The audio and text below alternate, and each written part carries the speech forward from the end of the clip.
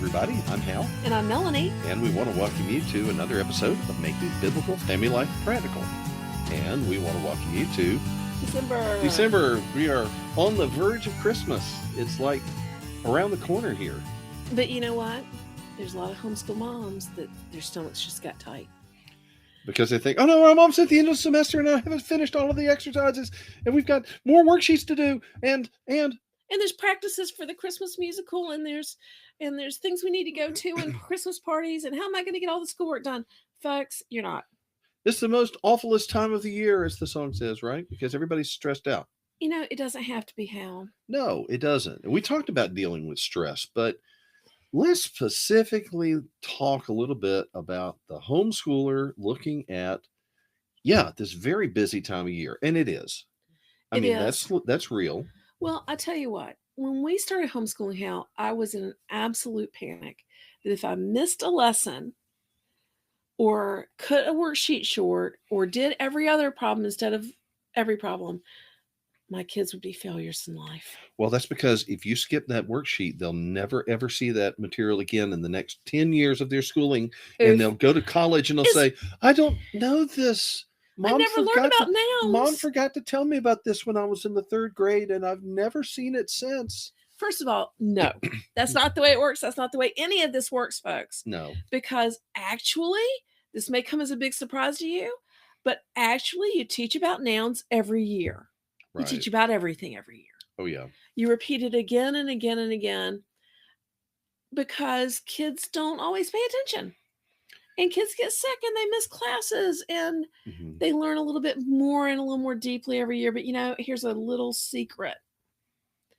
If they get all the way to college and there's something you forgot to teach them, they can Google it.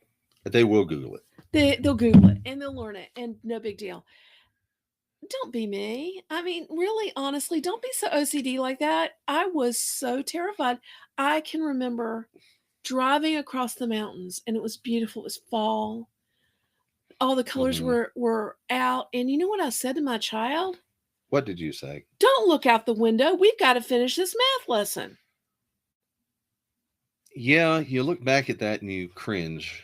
Cringe is right. Because you know what, folks? Let's face it. If they were in school, would they be paying attention all the time?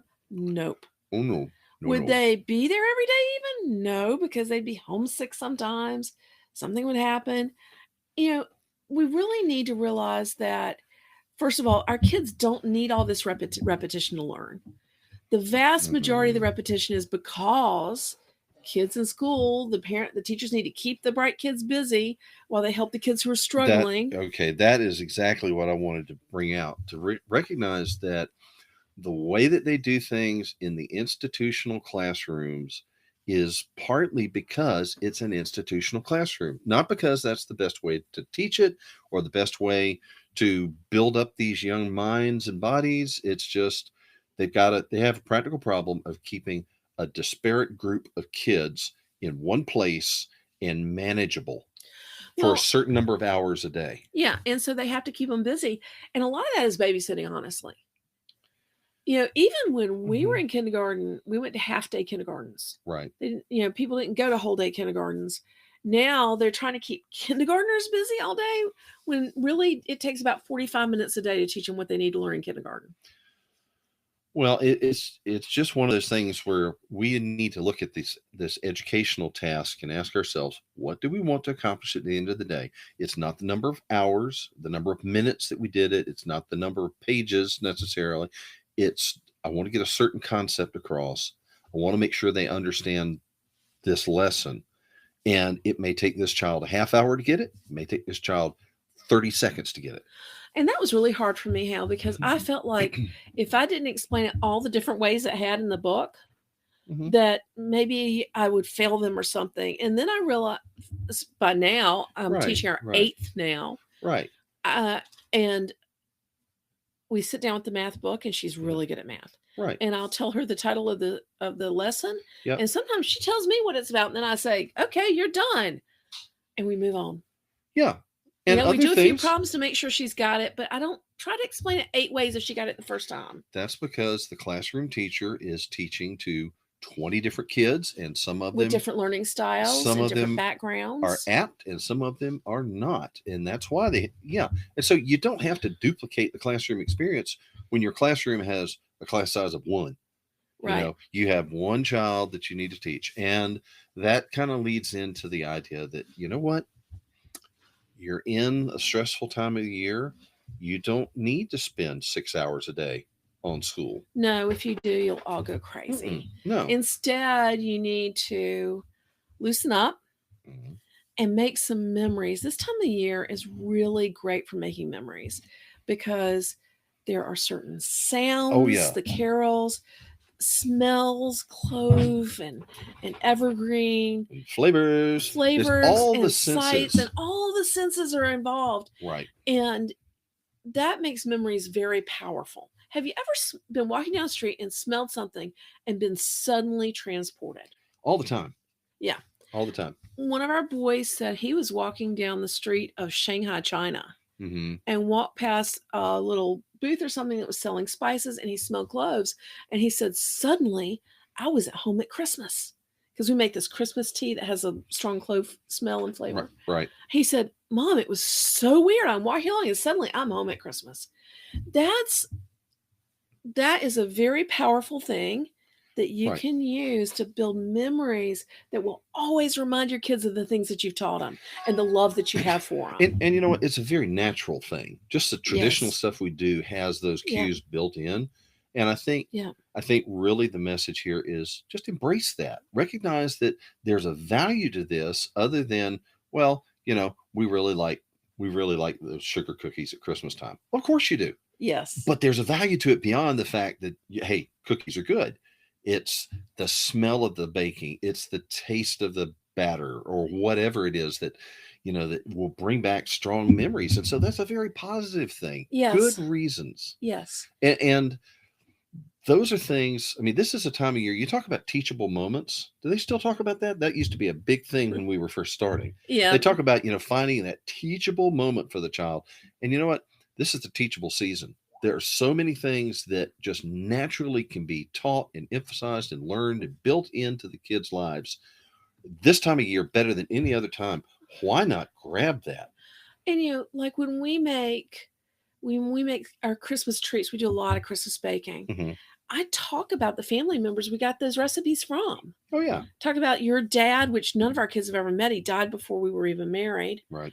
And we talk about your dad when we make the sugar cookies, and we talk about Mama Helen if you make fudge. Right. And those kind of things. And it's such an opportunity to build memories and relationship with your kids, to connect them with the other members of your family. Mm-hmm. It's just something that we shouldn't waste or rush through. It's so tempting. I think sometimes we Christians think that if it's harder, it must be holier. Yeah. We think, you know what? Got to be holy, got to be strong at this. We're going to do every lesson. It doesn't matter if the whole rest of the world's celebrating Christmas. We're going to get our schoolwork done. Yeah. When really the holier thing might be to do the happier thing sometimes. To say, you know what? I'm going to spend time with our family. I'm going to build memories with my kids. We're going to go hunt a Christmas tree. We're going to decorate the tree. We're going to make a wreath together. Well, you could look at the holy days in the scripture, and there were days of fasting and days of self-denial and repentance and the rest of that. But there were days of feasting that they said, drink the sweet and eat the fat. Yeah. It was supposed to be good. It was supposed to be joyful. And so, don't think that, well, if it's dour, then it must be better. No, not necessarily. Not necessarily at all. So, so I guess that's probably a number one thing, is to say this is a special time of the year. Don't feel like you need to just drag it all through a homeschooling filter to. There'll be some long days in January that you can get a lot of schoolwork done. Right.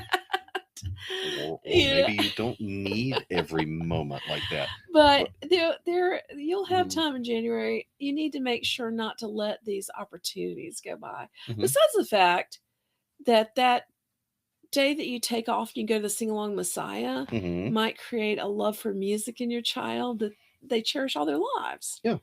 That these opportunities don't come during the rest of the year. Right. Right. And so we need to grasp them. And, it's just such a great opportunity to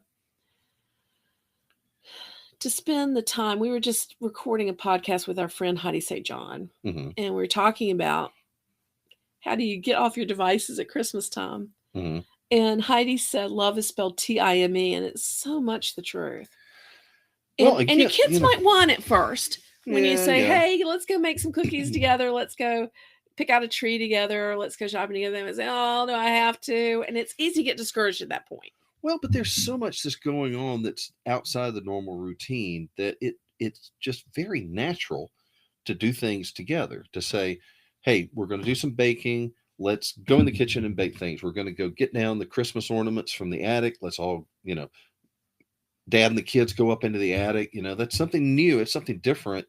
And it's a memory. It's something that they will remember. It's something that you're naturally doing together. Because, who wants to carry those big boxes down the ladder backwards by themselves anyway? It's natural to have help. It's natural to be working. Spending time together with mom and dad is something that kids crave. Mm-hmm. It's something they crave. It's something they appreciate. It's something they'll remember. Mm-hmm. Whether that is hauling the things out of the attic and standing on ladders outside putting up the Christmas lights, or whether it's baking cookies in the kitchen or whatever. And you have to gauge your own kids, their age and their level of business, whatever, to know whether you can just like stride into the room and say, get your shoes and coat, we're going to go do this, or to say, hey, later today, you and I need to go out and find the lights in the Christmas, the Christmas box. If you have your middle school and younger, yeah, you stride into the room and say, let's go do this. And you don't tell them in advance because they'll nag you to death about it. Well, okay. Your high schoolers, or if you have any older kids around, college age kids, they're the ones that need some warning. You send them a message in Skype or Signal or something, and you say, by the way, about 2:00, we're going to go do this. And I really want you to go with us. Yeah, because as they get older, they're going to be more independent. They're going to have their own things going on in their head. Own agendas. Yeah. And that's okay. We want them to have that. We want them to grow into, because we want them to be their own people one day. We want them to be adults. So we need to start respecting that. Yeah, we want to give them consideration that we would give other adults, that we don't just walk into our neighbor's house and say, okay, let's go do this. Well, maybe we do, but we show them the consideration. Hey, I know you may be busy. Let's make some plans to do something at a certain time today, or just later generally in the day, or whatever. So they've got a warning. Yeah. So, all right. So, and persist even if they grumble. Yeah.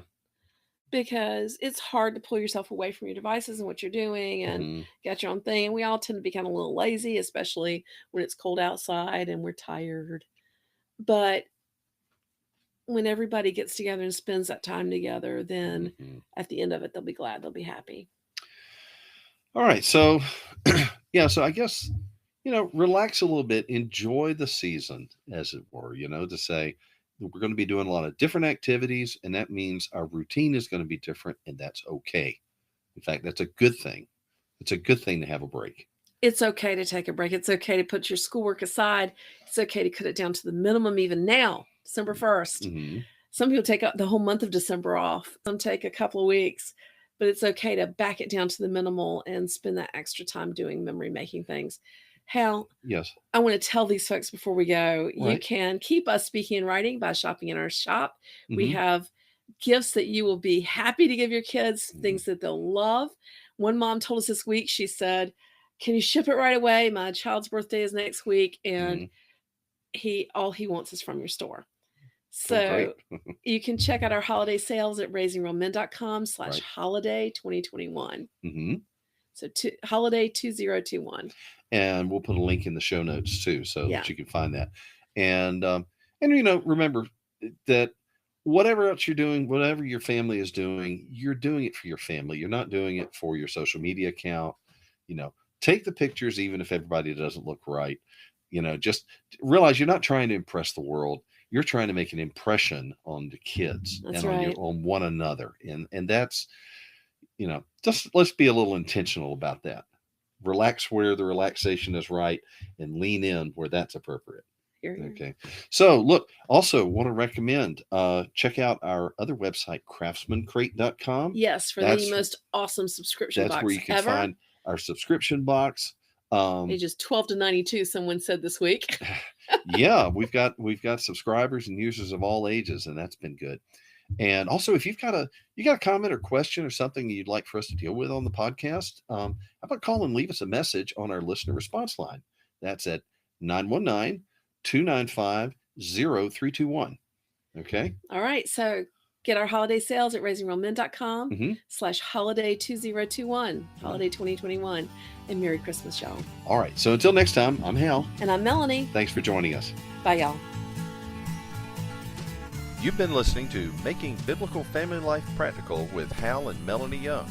If you found this program interesting, challenging, and encouraging, why not join us on the web at halandmelanie.com. That's HALANDMELANIE.com. Or follow us on social media. You can find us on Facebook at Facebook/HalandMelanie or Facebook.com/RaisingRealMen. This program is a production of the Ultimate Homeschool Radio Network. Join us next week when we'll be back to talk about making biblical family life practical. Until then, thank you and God bless you for listening.